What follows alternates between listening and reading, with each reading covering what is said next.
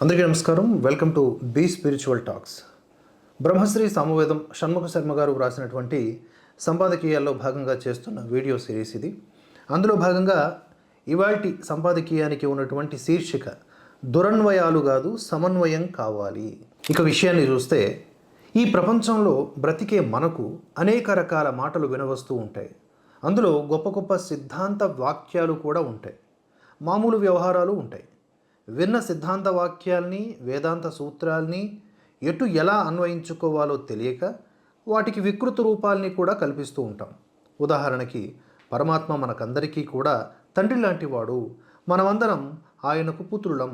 ఆధ్యాత్మిక జగత్తులో తరచూ వినవచ్చే ఈ మాట అందరూ పరస్పరం స్నేహభావంతో బ్రతకడానికి స్ఫూర్తిగా తీసుకుంటే మంచిది. అలా కాక అందరం దేవుని బిడ్డలమైనప్పుడు సోదర సోదరీమణులు అవుతాం కదా, అందువల్ల బ్రహ్మచర్యమే చాలా మంచిది అని వ్యాఖ్య చేసుకొని వివాహాదులను నిరసించేవారు ఉన్నారు. ఇదో వికృతమైన అన్వయం. ఆ ఆధ్యాత్మిక ఉక్తికి సర్వ జగత్తుకి పరమాత్మయే పరమకారణం అనే భావాన్ని మాత్రమే గ్రహించాలి. లౌకిక జగత్తులో ఉండేటటువంటి మానవీయ బంధాలకి, దైవ బంధాలకి ఒకటే అన్వయం సరిపోదు. అలాగని బ్రహ్మచర్యంలో ఉన్న గొప్పదనాన్ని కాదనలేం. గృహస్థాశ్రమానికి పూర్వం విద్యార్జన, అధ్యయన, అనుష్ఠానాదులపైననే ఏకాగ్ర బుద్ధితో బ్రహ్మచర్య దీక్ష అవలంబించాలి. అటు తర్వాత గృహస్థాశ్రమంలో సైతం నియమబద్ధమైనటువంటి సరళిలో జీవించటం బ్రహ్మచర్యమే. పరస్త్రీ వ్యామోహరాహిత్యము, స్వస్త్రీ సమాగమంలో సైతం నియమపాలన గృహస్థుగా బ్రహ్మచర్యం అని శాస్త్రవచనం. అందుకే శ్రీరాముని బ్రహ్మచారి అని కీర్తించాడు వాల్మీకి. మనశుద్ధి లేకుండా పూజాదులు చేస్తే ప్రయోజనం లేదు అని మరో ఆధ్యాత్మిక సూక్తి వింటుంటాం. దాంతో పూజాదుల్నే వదిలేసేవారు ఉంటారు. చిత్తం బాగుంటే చాలు పూజలెందుకు అని తమ బద్ధకాన్ని సమర్థించుకుంటూ ఉంటారు.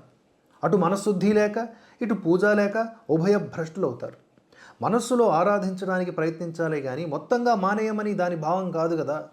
మొదట మనశ్శుద్ధికి ప్రయత్నించాలి, మనశ్శుద్ధి కోసం అనుష్ఠించాలి, పిదప మనశ్శుద్ధితో సాధన చేయాలి. కర్మలు బంధనకారకాలు, అందుకే కర్మబంధము నుండి విడివడాలి అని మరో ఆధ్యాత్మిక వాక్కు వింటాం.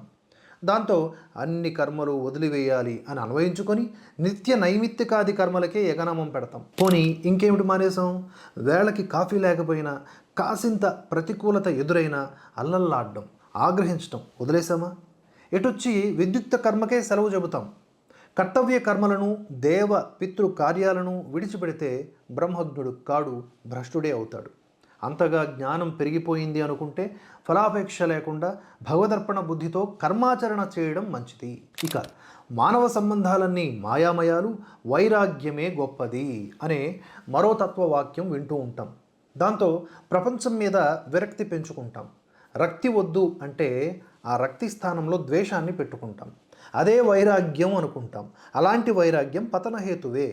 ధర్మం అనే హద్దులో పనికిమాలిన వ్యామోహాన్ని వదిలిన బాధ్యతాయుతమైన ప్రేమ గొప్పదే. ఆ ప్రేమను వదులుకోరాదు. అలాగని అందులోనే మునిగి స్వాత్మ విచారాన్ని విడవరాదు. ఆ సంయమనమే యోగం. అంతా ఒక్కటే, అందరూ సమానమే అని ఒక మాట వింటాం. అది నిజమే. కానీ ఆ సమానత్వానికి అన్వయం ఎలా? దురన్వయం చేసుకుని ఆ సూత్రంలో ఏది పడితే అది తినడానికి, ఏది తోస్తే అది చేయడానికి, సాంకర్యానికి, అనాచారానికి, అశూచికి సాహసిస్తాం. నీరు, నిప్పు, నేల అన్నీ ఈశ్వర చైతన్యమే, అన్నీ సమానమే కాదనం. కానీ నీటిని నిప్పులా, నిప్పుని నీటిలా వాడితే మనకు ప్రమాదమే కదా. అందరూ సమానమేనని ఒక సంస్థ వారు అందులో పనిచేసే అధికారికి, క్రింద ఉద్యోగికి ఒకేలా జీతం ఇవ్వగలరా? అలాగని నేను అధికారినని గర్వంతో క్రింది ఉద్యోగిని అవమానిస్తే ఆ అధికారిని తొలగించాల్సిందే. ఎవరి పని వారిది, దేని మర్యాద దానిది. అవినీతిపరుడైన అధికారి కన్నా నీతిమంతుడైన క్రింది ఉద్యోగియే ఉన్నతుడు. అందరిలో చైతన్యం ఒక్కటే అయినా ఉపాధి భేదం ఉంటుంది. ఆ ఉపాధికి తగిన మర్యాద ఇవ్వాలి. హీనంగా దేనిని చూడరాదు. దేని మర్యాదలో దానిని గౌరవించటమే ఈశ్వరార్చన. ఆ భావనతో ఈ సమానత్వాన్ని బోధించరాదు. అంతేగాని సమానత్వం పేరుతో సాంకర్యం, సామరస్యం పేరుతో పనికిమాలిన ఔదార్యం, కలగాపులగం చేసుకుంటే సృష్టి సూత్రానికి విరుద్ధం. సృష్టి ఉన్నంత కాలం అంతా అసమానతే. కేవలం బూడిద స్థితిలోనే అన్నీ సమానం. అయితే అసమానతల నడుమ సమన్వయపూర్వక సామరస్యం భావనాపరమైన గౌరవంతో సాధ్యం. ఒక ప్రజాప్రతినిధిగా ఉన్నవానికి, సామాన్యునికి, మానవునిగా ఒకే సామ్యత ఉన్నా లోక విధానంలో, వ్యవహారంలో భేదాలుంటాయి.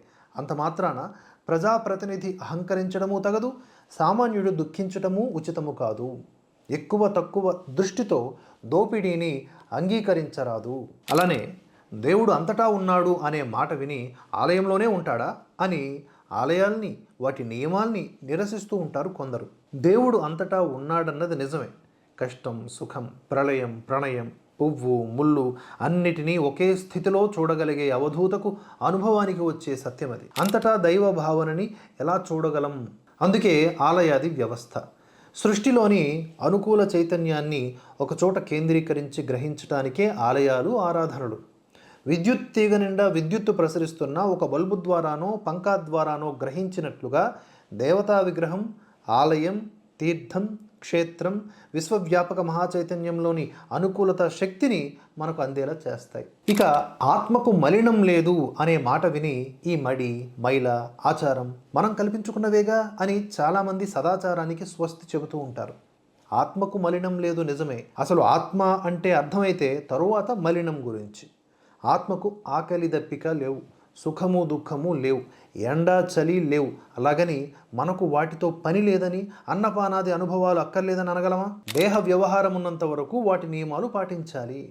ఆపరేషన్ థియేటర్లోకి చెప్పులతో అశుభ్రతతో ప్రవేశించడం ఎలా హానికరమో, సూక్ష్మ ప్రపంచానికి చెందిన దైవీయ వ్యవస్థలో అనాచారం అంతే ప్రమాదకరం. ఆత్మతో తాదాత్మ్యమై దేహబంధం వదిలిన యోగులు చెప్పిన మాటలను మనం అన్వయించుకుని అనాచారానికి దిగితే పతనమే తప్ప ఆధ్యాత్మిక పురోగతి ఉండదు. మరొక వాక్యం, అంతా కర్మానుగుణంగా జరుగుతుంది అనే మాటను పట్టుకొని కర్తవ్యాన్ని విడిచే మూర్ఖత్వం కూడా కొంతమందిలో కనిపిస్తూ ఉంటుంది. పరిమితి గల బుద్ధుల కుతర్కాలతో సనాతనమైన ధర్మంలోని మాటకు విపరీతపు అన్వయాలు చేసుకుని పతనోన్ముఖంగా పయనించడం ఇప్పుడు విస్తృతంగా కనిపిస్తోంది. సూక్ష్మ ప్రపంచ విజ్ఞానముతో ఆధ్యాత్మిక జగద్ రహస్యాలను తపస్సుతో దర్శించిన ఋషులు చెప్పిన మాటలని, శాస్త్రాలని మనం నిర్మించుకున్నవేగా అని తోసిపుచ్చటం అవివేకం. ఇలా క్రమంగా సంప్రదాయాలను నాశనం చేసుకుంటున్నాం. ప్రతి సిద్ధాంతానికి ఉన్న సమతౌల్యాన్ని గ్రహించలేకపోవటం వలనే సిద్ధాంతాలు దోషభూయిష్టంగా కనిపిస్తూ ఉంటాయి. ఏ స్థితిలో, ఏ చోట, ఎటువంటి వారికి ఏ మాట యోగ్యమో గమనించి శాస్త్రాన్ని అతిక్రమించకుండా ప్రవర్తించటమే మన కర్తవ్యం. ఆలస్యం అమృతం విషం అని చెప్పిన శాస్త్రమే తొందరపాటు కూడదు అని కూడా హెచ్చరించింది. విద్య లేనివాడు వ్యర్థుడు అన్న పెద్దలే చదువు వల్లనే సార్థకత కాదు అని కూడా చెప్పారు. ఈ రెండు వైపులు నిజాలే, కానీ వాటిని ఏ విధముగా అన్వయించుకోవాలో గ్రహించటంలోనే వివేకం ఉంది. ఆ వివేకం వల్లనే అన్నింటికీ సమన్వయము, సామరస్యము ఏర్పడి శాంతిని సాధించగలం. మరో గురు సందేశంతో మళ్ళీ కలుసుకుందాం. నమస్కారం.